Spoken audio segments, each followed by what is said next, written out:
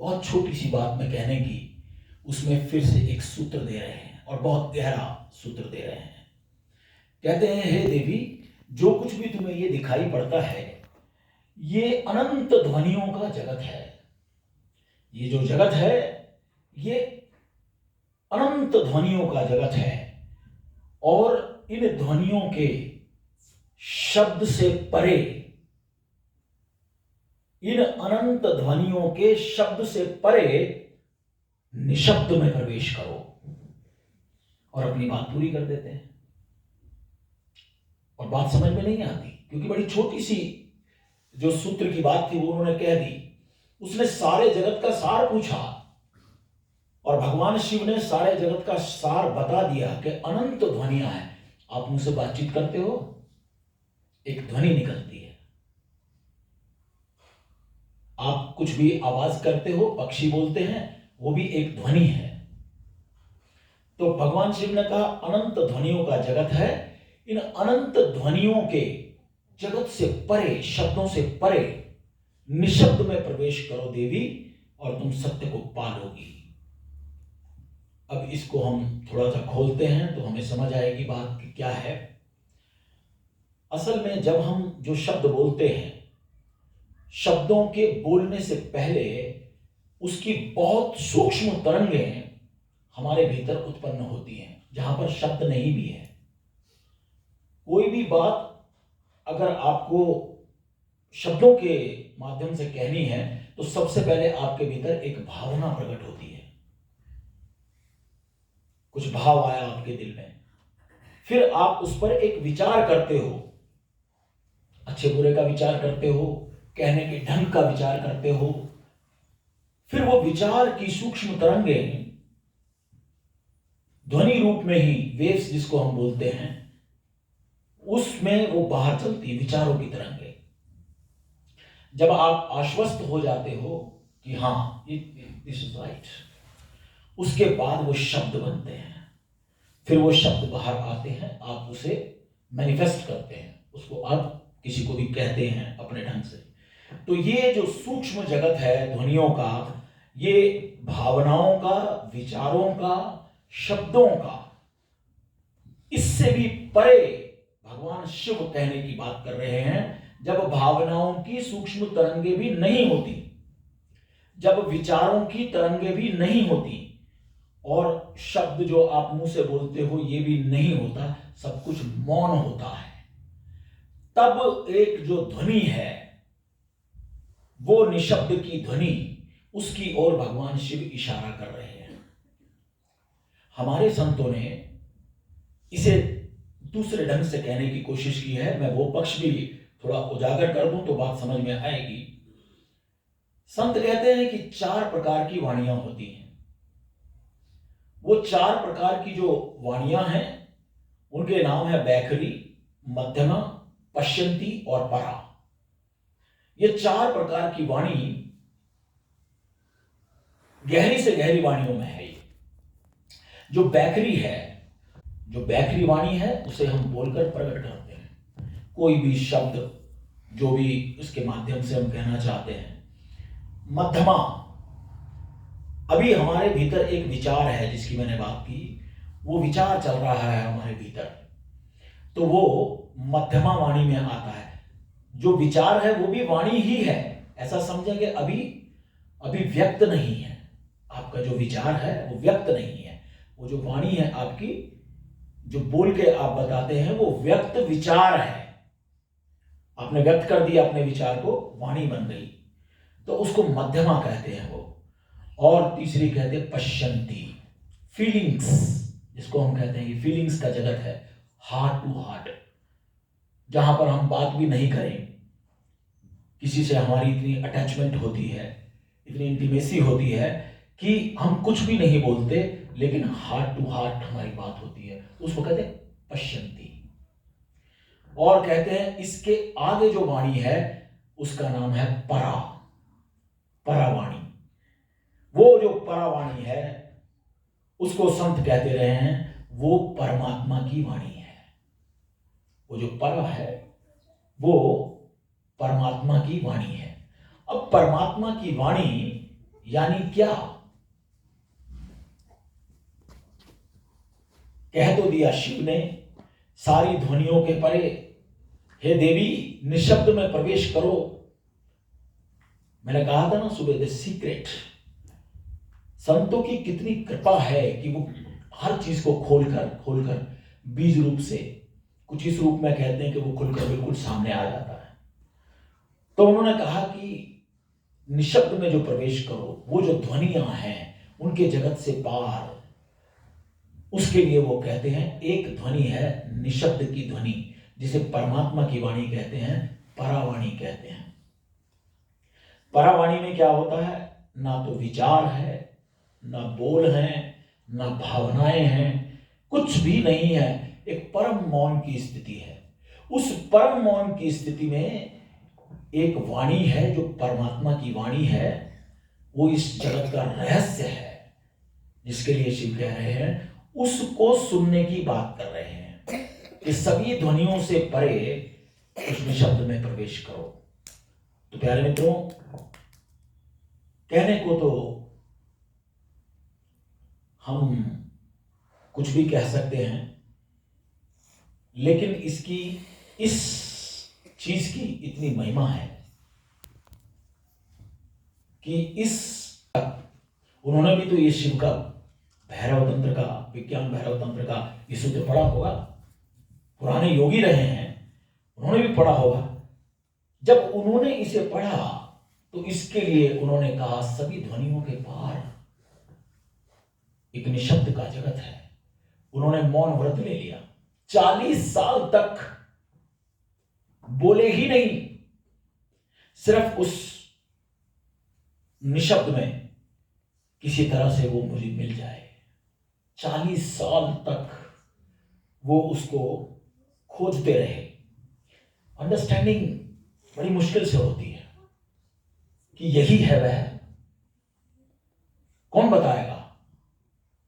40 साल तक उसको सुनते रहे, और भी कुछ, और गहराई और गहराई, तब जाके मेहर बाबा को उसकी प्राप्ति हुई।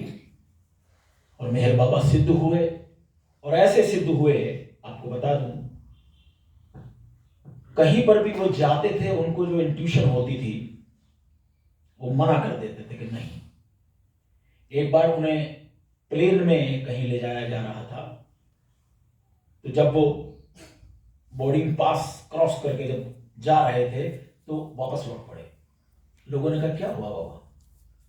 उसने कहा क्योंकि सलाह मौन रहने की आदत थी तो बात ऐसे ही किया करते थे। नहीं, सबने कहा कि बाबा नहीं जा रहे, कोई बात ही होगी कुछ ना कुछ। तो उनके साथ जो 2-4 लोग थे वो लौट पड़े। प्लेन उड़ गया, लेकिन वो थोड़ी आगे जाके वो क्रैश कर गया,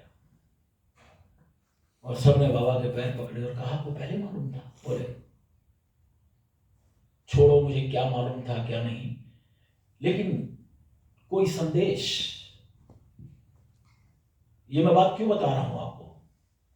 ये बात मैं इसलिए बता रहा हूं, जब हमें कोई चीज मिलती है और हम उसका मूल्यांकन नहीं करते और उसमें नहीं डूबते, उस ढंग से नहीं डूबते जो उसमें डूबने का ढंग होता है, जो समाधि,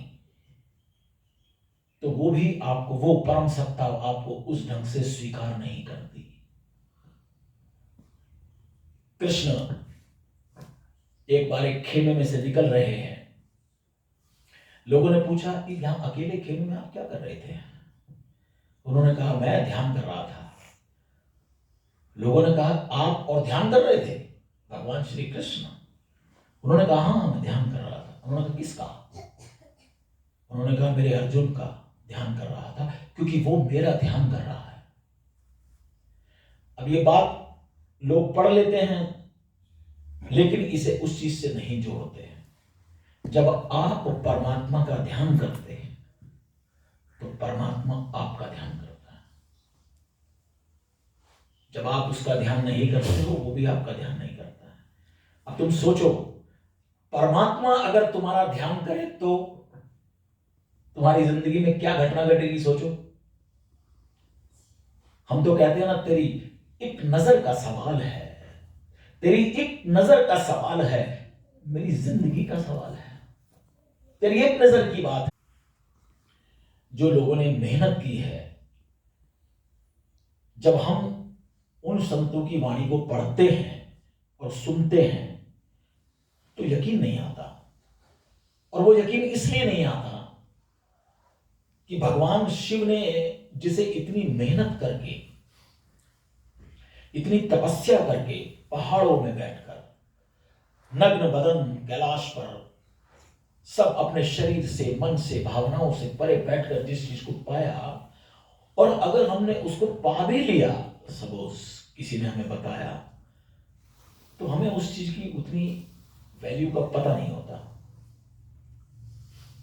किसी के पास कहीं से एक कोहिनूर हीरा आ गया, वो कोहिनूर हीरा उसको तो पता नहीं था, उसने अपने घर के टीवी पे रख दिया। हमें भी नहीं पता हो तो हम भी रख देंगे टीवी पे। कोई घर में एक मेहमान आया, उस मेहमान ने उसे देखा और देखने के बाद उसको कहा कि अरे वाह, आप तो बड़े धनाढ्य हैं। कोहिनूर हीरा महारानी एलिजाबेथ के पास देखा होगा, उसके पास, उससे भी बड़ा लगता है, उससे भी अच्छा है। उसकी आंखें चौड़ी हो जाएगी, बोले अच्छा कोहिनूर हीरा, तो उसकी बात भी सुन लेगा, सब चीज हो जाएगी। लेकिन उसके जाते के साथ ही अब टीवी पे नहीं रखा रहने देगा, उसको उठाएगा और तिजोरी में अंदर रखेगा उसको, क्योंकि अब तक पता नहीं था उसे। लेकिन जो बताकर गया है, उसकी निगाह में उसका मूल्य था, वो आदमी बड़ा जौहरी किस्म का है, और वो कह रहा है कि ये तो इतनी बड़ी संपदा है। तो ऐसे ही क्या होता है, इस संसार की जो संपदा है वो अगर हमें मिल भी जाती है तो हम उसका मूल्यांकन नहीं कर सकते, क्योंकि हमने उसे अपनी मेहनत से नहीं पाया। अगर हमने उसे अपनी मेहनत से पाया होता तो हम उसका मूल्य करते। उसके लिए मैं हमेशा एक एग्जाम्पल देता हूं, आपको भी दूंगा। एक मां जब बच्चे को जन्म देती है और प्रसव पीड़ा से गुजरती है, 9 महीने उसे गर्भ में रखती है, कितनी समस्याओं को झेलती है।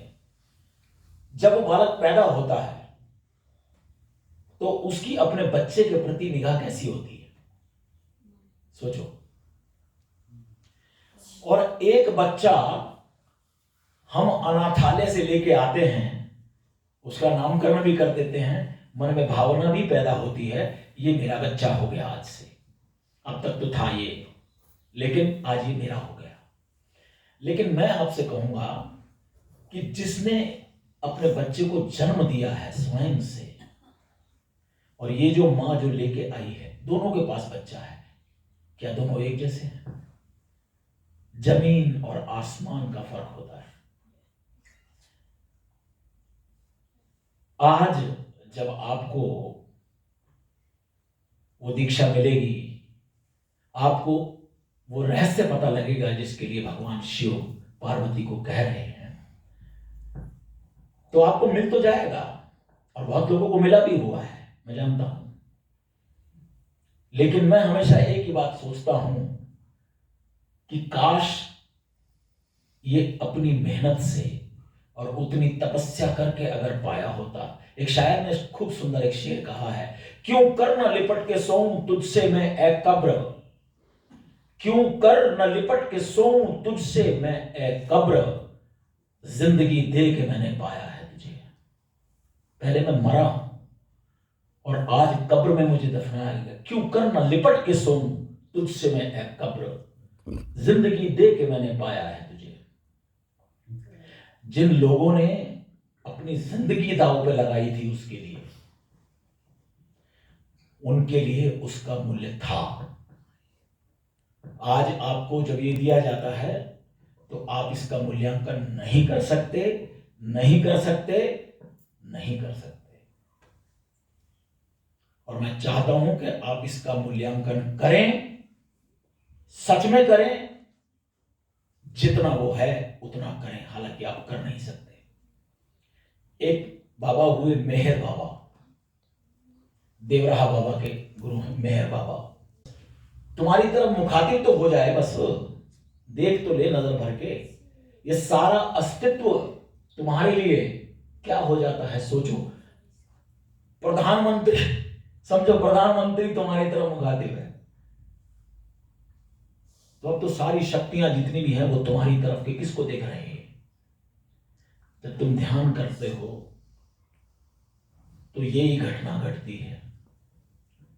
तो प्यारे मित्रों, आज वही निशब्द की ध्वनि जिसे बहुत नामों से जाना जाता है, आज वो भी आपको मिलने को है। कितने लोग हैं जो बिल्कुल एकदम नए हैं? मैंने सुबह भी पूछा था, एकदम नए। उधर से भी हाथ उठा था सुबह। अच्छा, ठीक ठीक, करिए नीचे। जिस चीज की भगवान शिव बात कर रहे हैं उसकी बात बहुत संतों ने की है, नानक ने की। नानक ने अपने अंदाज में कहा, कृष्ण ने अपने अंदाज में कहा, लेकिन सबने एक ही चीज की ओर इशारा किया, एक ओंकार सत्यनाम।